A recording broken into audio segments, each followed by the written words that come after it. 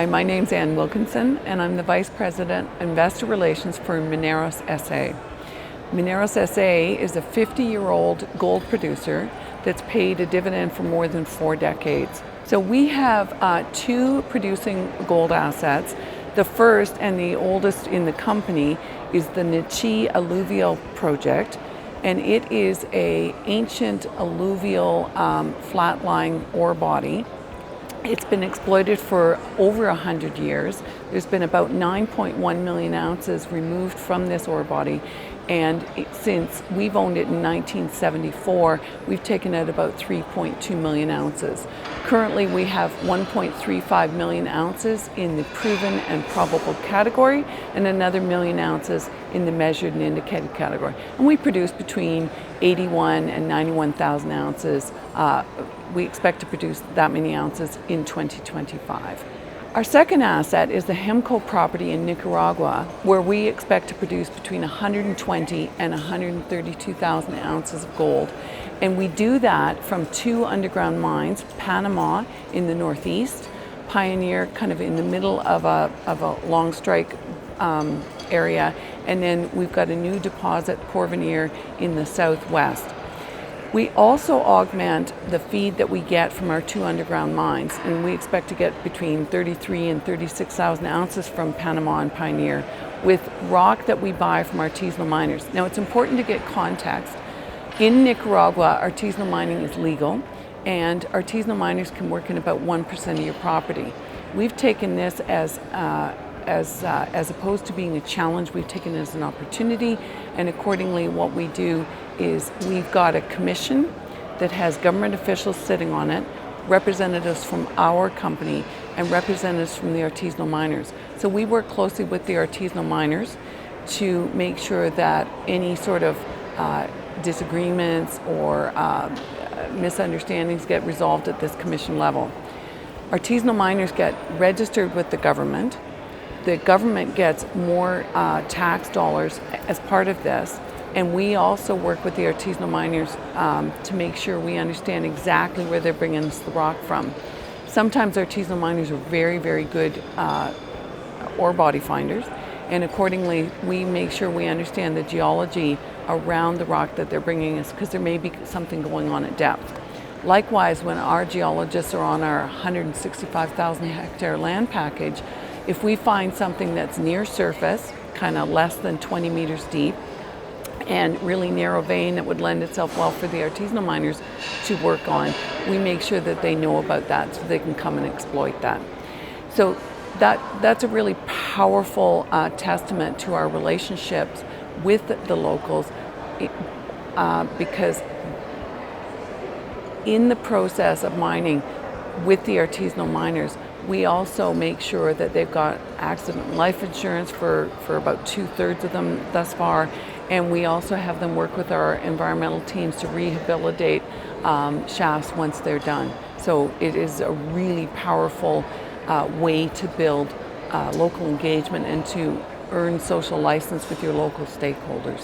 So I touched on the 3 deposits that we're exploiting in Nicaragua, the first being Panama, the second being Pioneer. Long strike, so it's a 4.5 kilometer strike length. We've got this deposit named Porvenir. 2023, we did a pre-feasibility study that anticipated building a 2,000 ton a day processing plant in close proximity to Porvenir. And that would cost about $166 million. As we all know, 2 years ago, lots of inflation, so I expect that the number will be higher than that. And we've just attracted the talent of a new CEO, David Ladonio. David comes from a long history of gold mining, so with AngloGold Ashanti, with Barrick, with Detour, Kirkland Lake, and most recently with OceanaGold.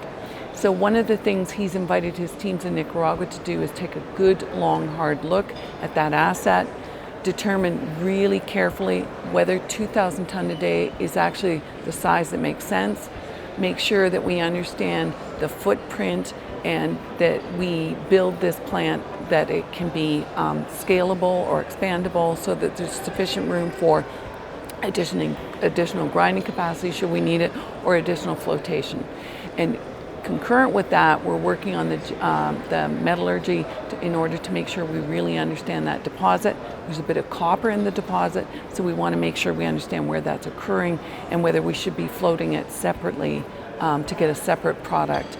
Because when you, the initial plans are to float the gold and the silver and then to produce a silver concentrate that would take the balance of the gold, the silver, and the copper.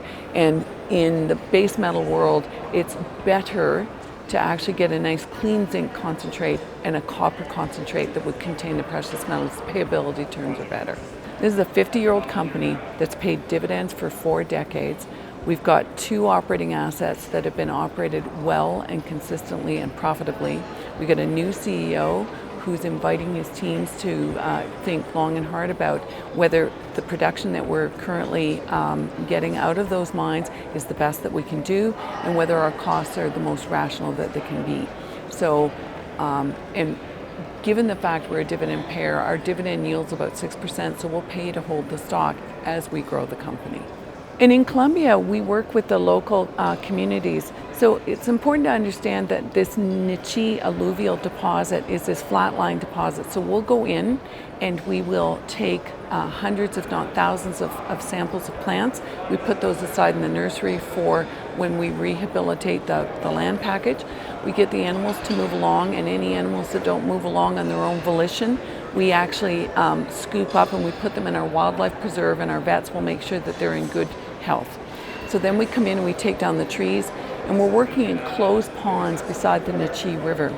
So we take off about a 10 to 12 meter overburden and we set that aside, and then we mine that central pond with 5 big bucket dredges. So we're just using water and gravity separation to get the gold out of this, because this is free milling gold. So no mercury and no cyanide. Once we're done in one of these closed ponds, we bring that material that we'd set aside and we recontour the landscapes, and we create wetlands to help with flooding along the Nechí River. We create farmlands, we create fish habitat, we create rubber plantations and cocoa plantations, and we also have apiaries or beekeeping in the local community. So if you're ever in El Bagre in the Antioquia region in Colombia and you shop for honey in the local airport, about half the honey in the airport is coming from our hives.